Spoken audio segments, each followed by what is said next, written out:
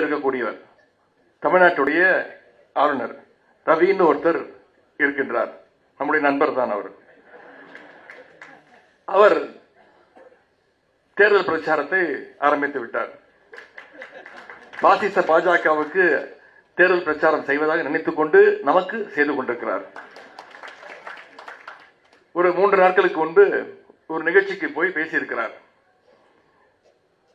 தமிழ்நாடு போராடும், தமிழ்நாடு வெல்லும் அப்படின்னு தமிழ்நாட்டுக்கு எங்க போனாலும் இதே குரலாக இருக்கிறது. எந்த செவத்தை பார்த்தாலும் இதே எழுதி வச்சிருக்கிறீங்களே, யாரை எதிர்த்து போராட போறீங்க அப்படின்னு ஒரு கேள்வி கேட்டிருக்கிறார். நான் ஏற்கனவே அவருக்கு நான் ஒரு பதில் சொல்லியிருக்கின்றேன். திரு ஆளுநர் ரவி அவர்களே, உங்களோடு தான் தமிழ்நாடு போராடும், உங்களை வென்று காட்டுவோம். பெரியார் தொண்டர்கள் நிறைந்திருக்கிற இந்த அரங்கத்தில் நான் இன்னும் அழுத்தம் திருத்தமாக சொல்ல விரும்புகின்றேன். மாநில உரிமைக்காக தமிழ்நாடு போராடும், சமூக நீதியை காக்க தமிழ்நாடு என்றும் போராடும், மதவெறியை சாதி வெறியை எதிர்த்து தமிழ்நாடு நிச்சயம் போராடும், இந்தி திணிப்பை எதிர்த்து தமிழ்நாடு தொடர்ந்து போராடும். ஒரே வரியில சொல்லணும்னா, ஒன்றிய பாசிச பாஜகவை எதிர்த்து தமிழ்நாடு என்றைக்கும் போராடும். இன்றைக்கு ஆளுநர் திரு ரவி அவர்கள் பேசும்போது குறிப்பிட்டு பேசுறார். அவர் தமிழ் கத்துக்கிறாராம், தமிழ் கத்துக்க முயற்சி எடுத்துக்கிட்டு இருக்கிறாராம். நீங்க தமிழ் கத்துக்கணும்னு முயற்சி பண்றீங்களே, அதுக்கு தமிழ்நாடு போராடினது தான் முக்கியமான காரணம்.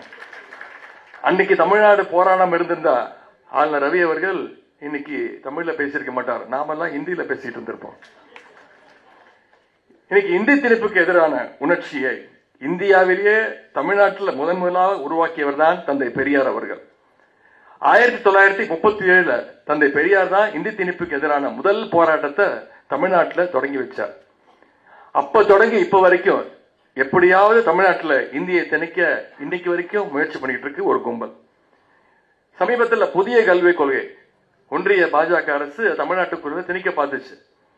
ஆனா தலைவர் அவர்கள் மற்ற மாநிலங்கள்லாம் ஏற்றுக்குச்சு. தமிழ்நாட்டு முதலமைச்சர் வரையும் தமிழ்நாட்டு முதலமைச்சர் மட்டும் அதற்கு குறுக்க நின்றார். ஏன்? புதிய கல்விக் கொள்கை ஏத்துக்கிட்டா நீங்க தமிழ்நாட்டுக்குள்ள எப்படியாவது குறுக்கு வழியில இந்தி திணிப்பை மீண்டும் ஆரம்பிச்சிருவீங்க, இந்தியை மட்டுமல்ல சமஸ்கிருதத்தையும் கூட சேர்த்து கொண்டு வந்துருவீங்க அப்படின்னு தமிழ்நாட்டு முதலமைச்சர் அதற்கு எதிர்ப்பு தெரிவித்தார்.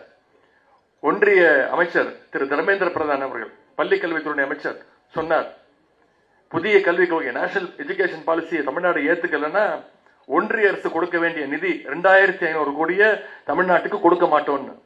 நிதினா ஏதோ ஒன்றிய அரசோட நிதியே கிடையாது, நாம கட்டியிருக்கக்கூடிய தமிழ்நாட்டு மக்கள் கட்டியிருக்கக்கூடிய வரிப்பணம், நம்மளுடைய வரிப்பணம் கொடுக்க மாட்டேன்னு சொன்னார். ஆனா நம்முடைய முதலமைச்சர் அவர்கள்